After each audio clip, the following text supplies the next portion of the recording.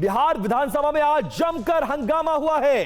बिहार विधानसभा के बजट सत्र में आज उस वक्त मर्यादा की सीमाएं टूट गई जब सदन की कार्रवाई हंगामे की भेंट चढ़ गई। विपक्ष के तेवर और सदन में उनकी नारेबाजी इस कदर बढ़ी कि सभापति को कड़ा रुख अख्तियार करना पड़ा।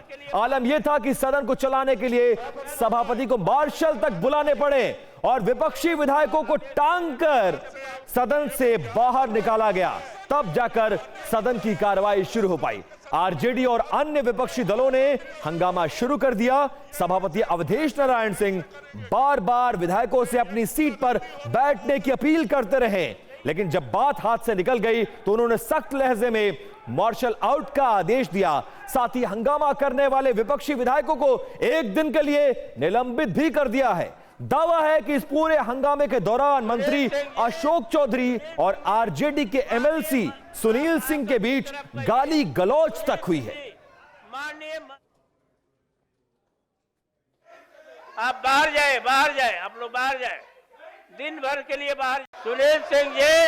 सुनील सिंह जी, माननीय आप आसन की तरफ कहिए।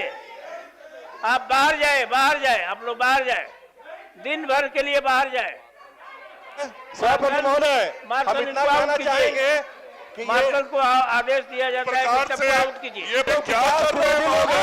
ये लोग उच्च सदन के सदस्य का क्या, ये कौन सा तरीका है? ये ऐसे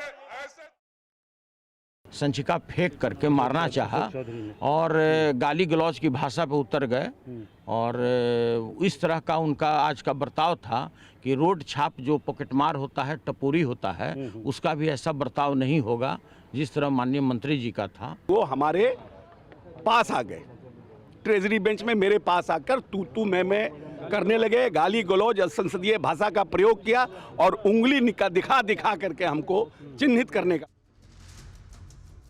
अब आपको समझना यह जरूरी है कि आखिरकार यह पूरा हंगामा क्यों हो रहा है। सदन में स्पीकर को मार्शल आउट का आदेश क्यों देना पड़ा? देखिए, सदन के भीतर मंत्री अशोक चौधरी और एमएलसी सुनील सिंह के बीच विवाद इतना ज्यादा बढ़ गया कि मामला गाली गलौज तक जा पहुंचा।